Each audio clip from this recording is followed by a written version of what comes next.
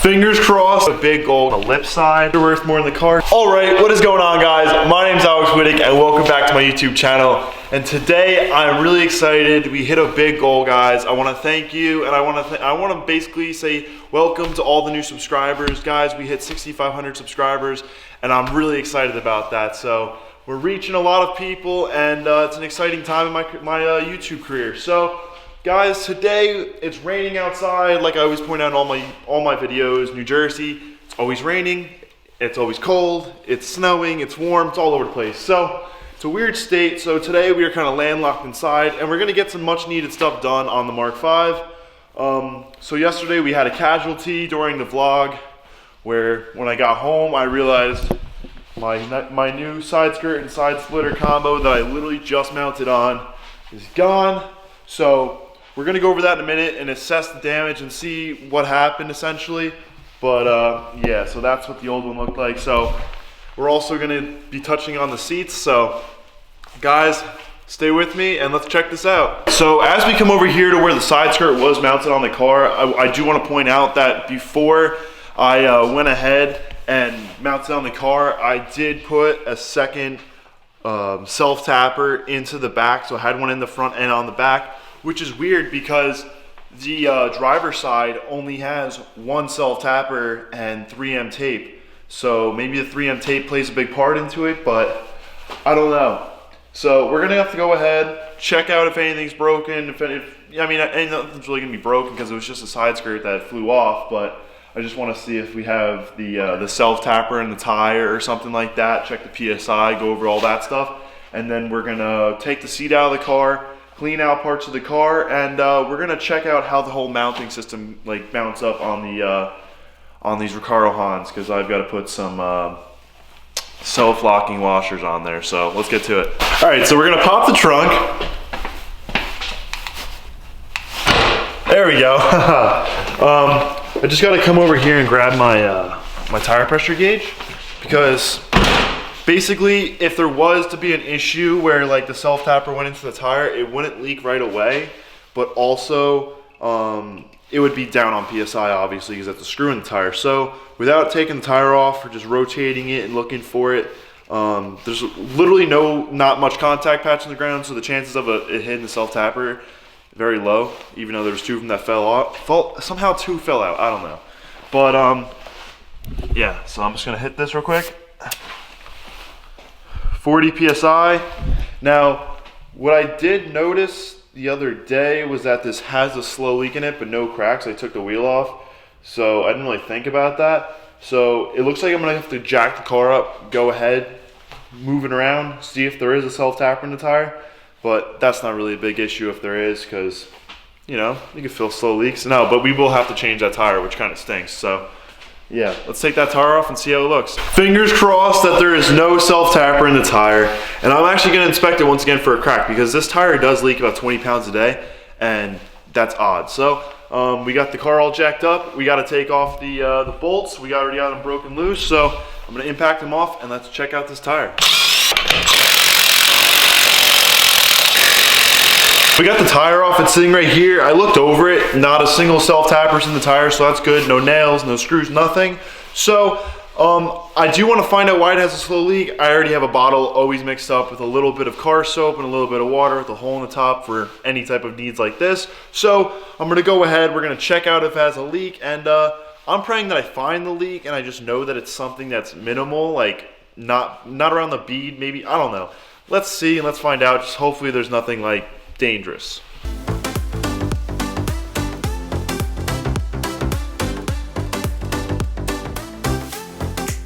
So it's nothing too catastrophic, it's just a leaky bead. I found the spot, it's right here, and it kind of makes sense. There's like a white residue coming out from right there, so I don't know what it is, but also I've actually maybe have a bigger issue right here. But you know, there's a couple spots on the back side of the barrel that leak. This is not my best tire. This is part of yesterday's vlog, was when I told you guys about how I had snapped the shock mount on the railroad tracks. Well, when that shock mount broke, it actually has, it's spring loaded basically, and it was forcing itself down, so the mount was riding on the tire which sliced the tire open.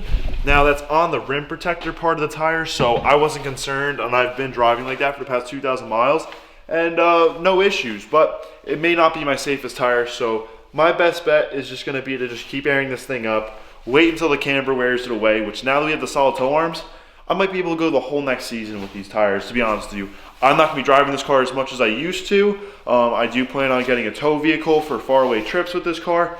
I mean, who wants to drive a cambered car like this, 70 miles an hour in the right lane for 200, 300 miles? So we're just gonna keep rocking this tire, fill it up, and yeah, it's weird that it's like leaking from there now because I haven't flipped this tire in the past like 800 miles and it just started leaking. So maybe the beads just got to reset, but I'm gonna throw that back on, and then we're gonna address the passenger side seat. It has no bolts in it. I made a video a while back when I had like 400 subscribers where I was like, oh, like this seat's like loose because it like always comes loose in all the bolts. So I went ahead, and when I was at the parts store last time, I got myself some self-locking washers, and yeah, we're gonna address that issue, but I want to take the seat out, like clean it up, and address any issues with it, and show you guys how the seats are mounted up.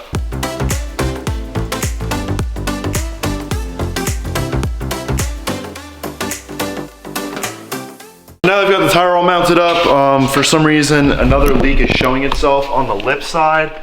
Like, it's not a big issue like I've said before, but you can clearly see that there's a leak right there and there's bubbles coming out. But I mean, I have the auxiliary, line straight from the tank, and I just fill up that tire every day for a drive, and then when I come back it maybe lost a pound or two, so it's not a big deal. But it is nice to know where the issue is coming from, that it's not actually on the tire itself, so that's some little bit of security. So now we're gonna get started on the seat. All right, so basically all the bolts removed from the seat. I had them in there hand tight, so it was real simple, just get them right off.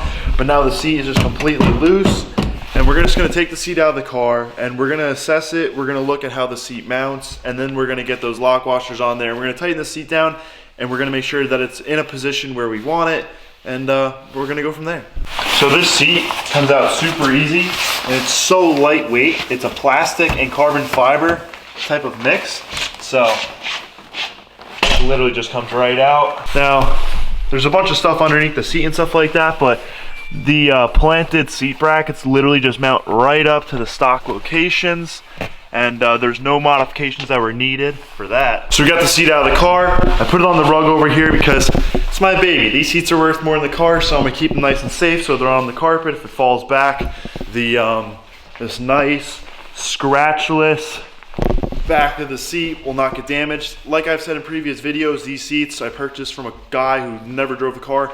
This passenger seat had literally never been mounted in a car before, so this is the better condition of the two seats. So I figured since this seat has never really been sat in before, it may as well be the passenger seat so it never gets sat in at all. So only like 3 or 4 of my friends have ever even sat in the seat, so I'm trying to keep it in nice condition. In the driver's seat, it's been sat in. I get in and out of it on a regular basis. Let me move this real quick. We'll slide that back, and you can see that like when I get in, this folds back here. The material's a little bit dirty and stuff like that, so I don't take as much care of the driver's seat as I would the passenger seat, so I'm trying to keep it mid condition. But I throw stuff on the seat, so there's a little stain here from something, and there's a bunch of like dust in the cracks and stuff. So I'm not gonna film me like going ahead and cleaning it really. I'm just kind of gonna hit it with some like seat cleaners. I'm just gonna wipe that off, but then we're gonna mount the seat back into the car. And I'm gonna go ahead and flip the seat over before I mount it back up and show you guys the planted brackets. So before I go ahead and I use these wipes to clean off the seat, I'm gonna go ahead and remove all the dust with a shop vac so we don't basically wipe more dust and stuff like that into the seat. So we wanna get the heavy stuff up first.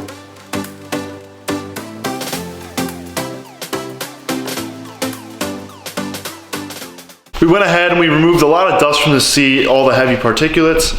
We wiped down the seat, and honestly, that stain is kind of still in the seat. It's not the worst, it's not the best. And I'm gonna go right ahead, and I'm just gonna say that I think that stain honestly is a Frosty from Wendy's.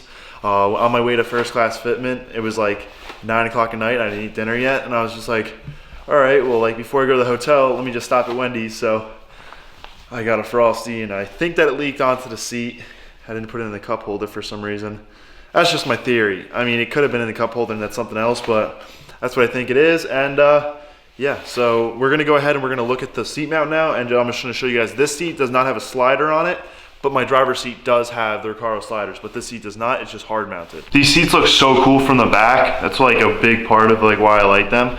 Also, I have the stock seat belt mounted right there, and it has the wire that connects to underneath the seat. But these brackets are really simple. They just bolt right up to the stock location. These brackets are made directly for the for this car, and I have them all grade 8 bolted straight to the Recaro mount on the side of the seat. And it gives you a bunch of like mounting options, but I actually had to drill my own hole right there and my own hole right there. So these brackets are basically just set up for like any car, but they don't really work. They work for any seat, I should say. These are specific to my seat's mounting up points, like to my car's like chassis, but they're not made for any specific seat mounts. So I just had to drill a few holes, but that's really simple. I really just want to go pick up another Recaro slider like I have in my driver's seat, but at the same time, nobody sits in my car, and if they do, it's like they don't really care. They're not going far. I don't really travel with people in this car. So we're gonna go ahead and we're gonna throw those lock washers on there, and with those bolts, we're gonna tighten it down. So let's throw the seat back in the car. So before I mounted the seat back into the car, I decided to come back here, sit on my CC seats. So this has converted my car into a 4-seater, which I haven't done the back pad yet. I might turn this into a full 4-seater with some 4 bucket seats, but for now, this is here. But I'm sitting in the back, and let me tell you, I am so comfortable right now. My feet are nowhere near the front. What do you guys think? A reclinable chair, completely just get rid of the front seat, no seat belts needed, we could just relax. No, that would be dumb, but this has got me stuck here. I'm gonna need to mount this seat up now, so let's go grab that seat, let's go mount it in the car, and let's see how nice and sturdy it is once it's all mounted up. Got the seat into the car, just gotta mount it up to where it goes. I'm gonna do that with 2 hands so I don't destroy all the trim. That's all GLI black trim. And yeah, let's tighten this thing up. Well guys, just like that, in movie magic fashion, the seat's tightly mounted. No, but I'm really happy with the way it mounted, the way it cleaned up as well. The stain is actually like basically removed. It's not able to be seen anymore, so we got that out of there. The seat's finally tight. It's got all the lock washers it needs, but there's one more thing I need to do. Go to ShopRite and get myself dark chocolate Milanos. I've been eating the milk chocolate ones, and a subscriber by the name of Jameson Ewing, great guy, nice guy, he suggested I got the dark chocolates, and let me tell you, there are 2 Milanos left in this bag. This makes 3, and they're absolutely amazing. So guys, on that note, we're wrapping up today's video. I hope you enjoyed this content. You know, the weather's not the best here right now, so I made a video that I thought you guys would enjoy, and that I would enjoy making as well. So guys, make sure you keep smiling. Don't let anyone put you down. Come back for the next video. Like, comment, share, and subscribe. And guys, I thank every one of you guys for coming and joining me every day. And let's keep these videos going. So on that note, guys, I'll catch you in the next one. All right, bye.